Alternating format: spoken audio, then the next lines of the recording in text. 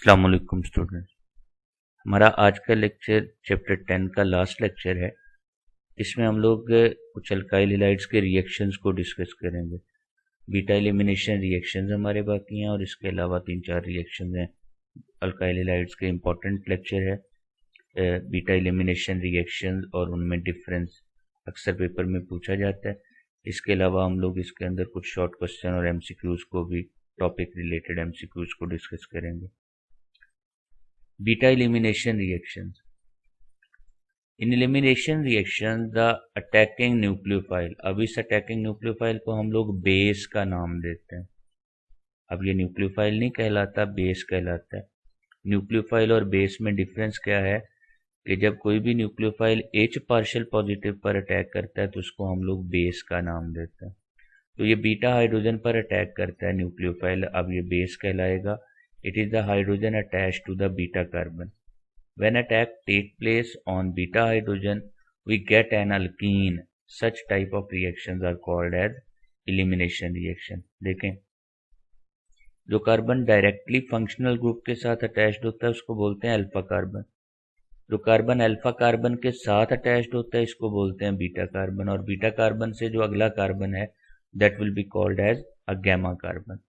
तो beta hydrogen पर attack होता है एक्चुअली। न्यूक्लियोफाइल अब बेस के तौर पर बिहेव करते हुए बीटा हाइड्रोजन को अटैक करता है as compare to alpha carbon, तो इसको बीटा एलिमिनेशन रिएक्शंस बोलते हैं। जैसे SN1 SN2 थे एग्जैक्टली वैसे ही beta elimination bimolecular reaction को E2 बोलते हैं और यूनिमॉलिक्यूलर को E1 रिएक्शन का नाम देते हैं। इसी तरह एलिमिनेशन रिएक्शंस के अंदर भी दो मेन स्टेप्स हैं, दो मेन प्रोसेसेस हो रहे होते हैं। एक पहला स्टेप है कि बेस बीटा हाइड्रोजन पर अटैक करता है जिसमें बीटा हाइड्रोजन और बीटा कार्बन का बॉन्ड ब्रेकअप होता है, और दूसरा स्टेप होता है कि अल्फा कार्बन और एक्स का बॉन्ड ब्रेकअप हो जाता है। तो ये दो स्टेप की टाइमिंग डिसाइड करेगी। अगर तो दोनों स्टेप एट अ टाइम हो रहे होंगे तो it will be an E2 reaction, और अगर ये 1 by 1 होते हैं तो it will be called as E1 reaction. हम लोग beta elimination bimolecular reaction को डिस्कस करते हैं। ये सिंगल स्टेप मैकेनिज्म है। Start attacking the electrophilic beta carbon, जैसे ही बेस इलेक्ट्रोफिलिक बीटा हाइड्रोजन को अटैक करना शुरू करता है साथ ही सबस्ट्रेट मॉलिक्यूल का C और X बॉन्ड ब्रेकअप होना शुरू हो जाता है। In other word, the breaking of both bonds and formation of the pi bond between alpha carbon and beta carbon occur at the same time. यानी ये beta hydrogen पर attack भी base उसी टाइम में कर रहा होता है, ये बॉन्ड ब्रेकअप होता है, C और X का बॉन्ड ब्रेकअप होता है, और ये नया पाई बॉन्ड इन दो कार्बन अल्फा और बीटा के दरमियान फॉर्म होता है। तो ये एट अ टाइम ये सारे प्रोसेसेस हो रहे होते हैं। So it is called as E2 reaction in which beta hydrogen with beta carbon bond breaking, carbon carbon pi bond making and alpha carbon और एक्स के दरमियान बॉन्ड ब्रेकिंग, ये तीनों प्रोसेस एट अ टाइम हो रहे होते हैं। Hybridisation state change होती है। During elimination reaction there is variation in hybridisation state of alpha and beta. ये जो दोनों कार्बन है इन दोनों की हाइब्रिडाइजेशन स्टेट sp3 से sp2 में कन्वर्ट हो जाती है। मॉलिक्यूलैरिटी ऑफ रिएक्शन 2 है क्योंकि दो मॉलिक्यूल रेट डिटर्मिनिंग स्टेप में हिस्सा ले रहे होते हैं, इसी वजह से हम इसको बाई मॉलिक्यूलर रिएक्शन का नाम देते हैं। रेट ऑफ द रिएक्शन के लिए रेट लॉ अगर निकालें तो ये इक्वेशन हम लोग एक्सपेरिमेंटली एक्चुअली फाइंड आउट करते हैं, ये डायरेक्टली फाइंड आउट नहीं की जा सकती इक्वेशन से। तो एक्सपेरिमेंटली जब हम लोग rate of the reaction find out करते हैं तो that would depend upon alkyl halide concentration raise to the power 1 and base concentration raise to the power 1। So rate alkyl halide की कॉन्सेंट्रेशन और बेस दोनों की कॉन्सेंट्रेशन पर depend करता है। इसलिए ऑर्डर ऑफ रिएक्शन कितना बनेगा, ऑर्डर किसके इक्वल होता है, रेट लॉ के अंदर जो टर्म्स आती हैं उनकी पावर के सम के इक्वल। तो 1 + 1 = 2। सो टिपिकल E2 रिएक्शन का ऑर्डर क्या होता है, it's a second order reaction. Among the alkyl halides, the primary alkyl halides always follow E2 mechanism. जबकि tertiary alkyl halide E1 mechanism देते हैं, वो E2 मैकेनिज्म नहीं देते। मैकेनिज्म क्या है? बेस बीटा, ये बीटा कार्बन है, ये अल्फा कार्बन है जो एक्स के साथ अटैच्ड है, तो बीटा कार्बन के साथ जितने तीनों हाइड्रोजन अटैच्ड हैं वो सारे क्या कहलाएंगे? Beta hydrogen. तो बेस बीटा हाइड्रोजन पर अटैक करता है, ये बॉन्ड इन दो कार्बन के दरमियान शिफ्ट हो जाता है और एक्स निकल जाता है, तो एक्स नेगेटिव निकल गया। बेस ने एच के साथ मिलकर क्या बना दिया? BH, और इन दो कार्बन अल्फा और बीटा कार्बन के दरमियान डबल बॉन्ड आ गया।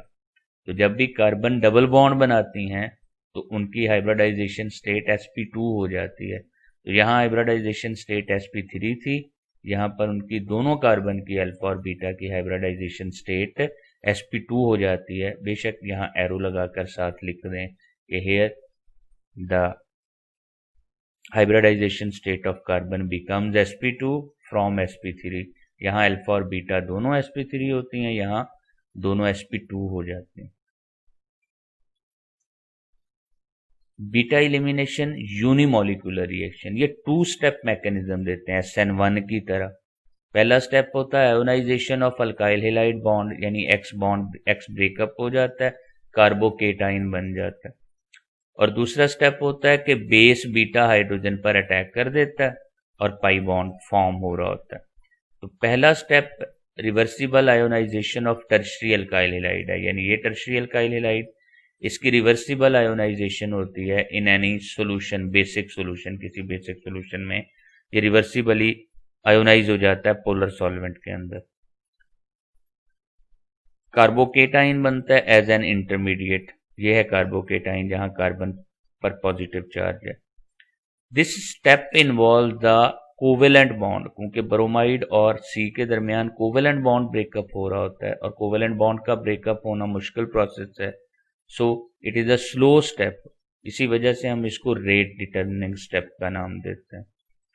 There is a variation in hybridisation state, carbon ने 4 बॉन्ड बनाए तो इसकी हाइब्रिडाइजेशन स्टेट sp3 होती है, यहाँ इसकी हाइब्रिडाइजेशन स्टेट sp2 हो जाती है। और कीप इन माइंड दैट कि ये वाला स्टेप जो है SN1 में भी एग्जैक्टली ऐसे ही होता है कि कार्बोकेटाइन बनता है, ब्रोमाइड निकल जाता है, जैसे यहाँ हो रहा है। तो step common in SN1 and E1 is the formation of carbocation. Important question आ जाता है, which step is common in SN1 and E1? तो आपने लिखना है ionisation, reversible ionisation of tertiary alkyl halide is common in SN1 and E1, it take place like this. तो ये equation लिखोगे नीचे तो ये स्टेप सॉल्व हो जाएगा। हमने लिखा कि ये वाला रिएक्शन टर्शियरी अल्काइल हैलाइड देते हैं और E2 क्या देते हैं? Primary alkyl halide. तो क्वेश्चन आ सकता है why primary alkyl halide do not give E1 mechanism. तो ये हमने SN1 में भी लिखा था कि primary alkyl halide SN1 mechanism क्यों नहीं देते। तो कहा हमने ये था कि SN1 और E1 के पहले स्टेप में कार्बोकेटाइन बनता है और प्राइमरी कार्बोकेटाइन अनस्टेबल होते हैं, so these are not formed, so E1 is not given by what?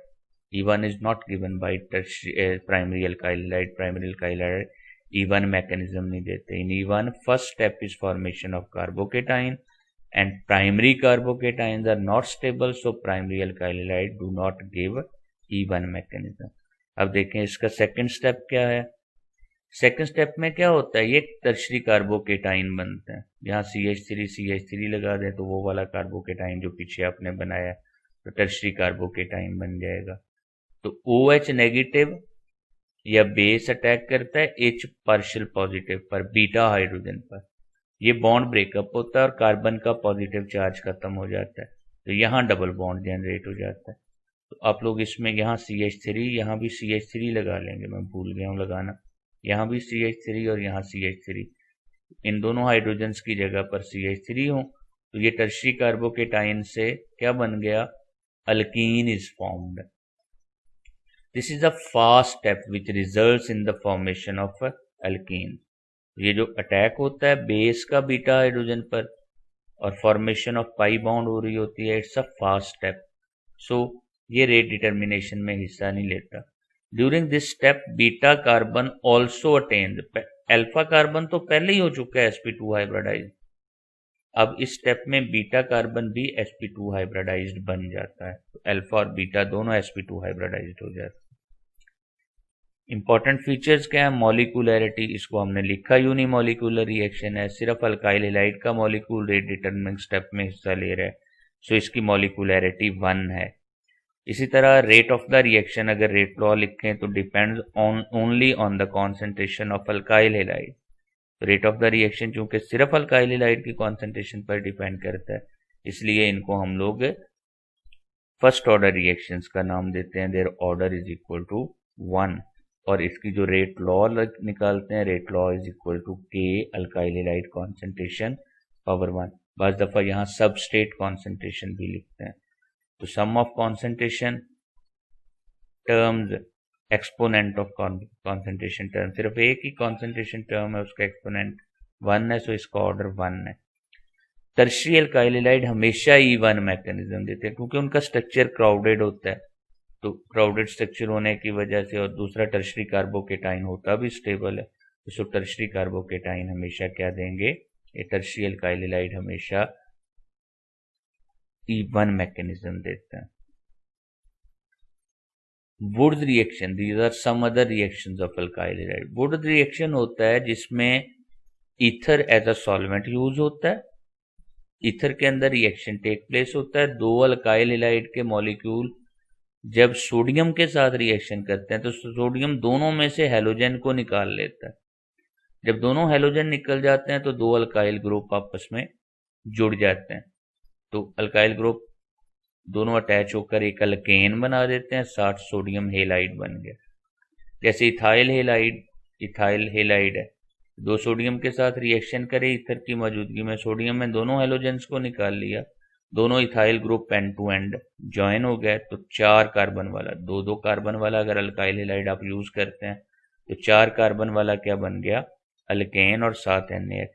It is the best reaction for the preparation of symmetric alkane, यानी ऐसे अल्केन बनाने के लिए जिनमें ये कार्बन नंबर इवन हो, 2, 4, 6, 8, 10, उनके लिए ये बेस्ट रिएक्शन है।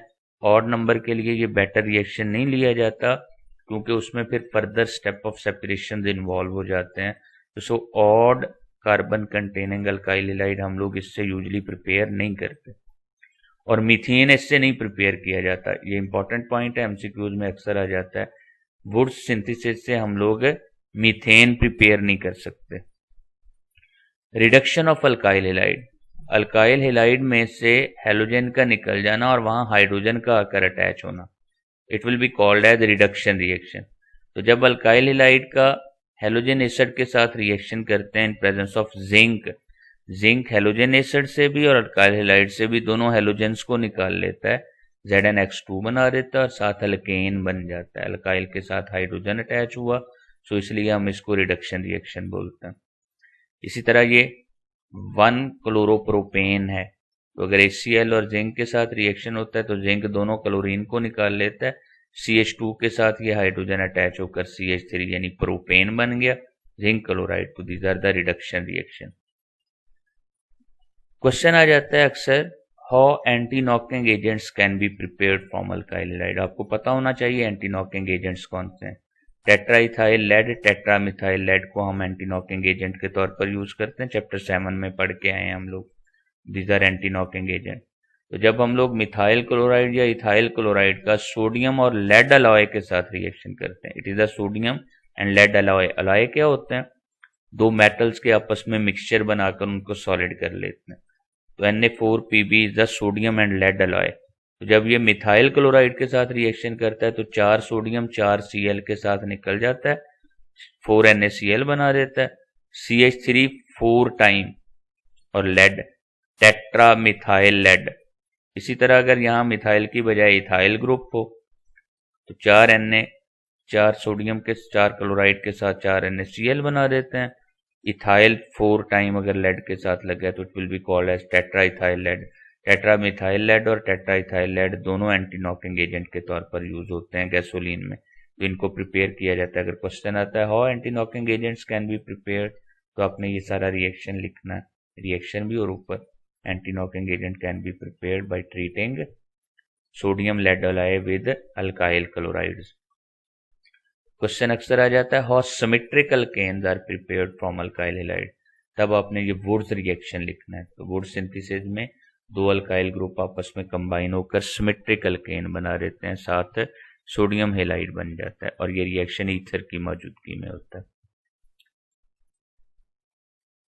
ये कुछ एमसीक्यूज हैं इस टॉपिक से related. Elimination bimolecular reaction, अभी हम लोग करके आए कि E2 में सेकंड ऑर्डर मैकेनिज्म होता है, क्योंकि दो मॉलिक्यूल रेट डिटरमिनिंग स्टेप में हिस्सा ले रहे होते हैं। Which one of the following can not be synthesised by Wurtz reaction, अभी हमने बोला है मीथेन को हम लोग वुड्स रिएक्शन से डिस्कस नहीं प्रिपेयर नहीं कर पाते।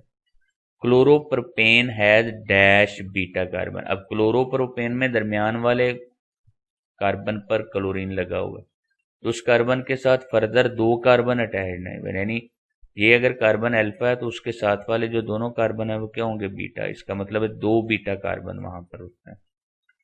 Which of the following will not give alkenes, यानी जो बीटा एलिमिनेशन रिएक्शन नहीं देगा वो अल्कीन नहीं बनाएगा। तो ये न्योपेंटाइल क्लोराइड है, CH2Cl, ये C, ये पूरा पेंटाइल न्योपेंटाइल ग्रुप और इसके साथ Cl लगा है, तो इसमें बीटा कार्बन के पास हाइड्रोजन ही नहीं है, तो ये अल्कीन नहीं बना सकता। तो सो डी ऑप्शन आएगा, जिसमें बीटा हाइड्रोजन नहीं है वो अल्कीन प्रिपेयर नहीं करता। The rate of E1 reaction, ये यूनिमोलिकुलर रिएक्शन है तो इसका रेट सिर्फ और सिर्फ एक ही मॉलिक्यूल की कॉन्सेंट्रेशन की पावर 1 पर डिपेंड करता है।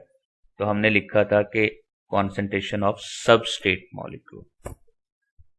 जी, यहाँ तक चैप्टर 10 खत्म हुआ। नेक्स्ट लेक्चर हम लोग इंशाल्लाह चैप्टर 11 से स्टार्ट करेंगे, अल्कोहल्स का chapter. Allah Hafiz, have a good day.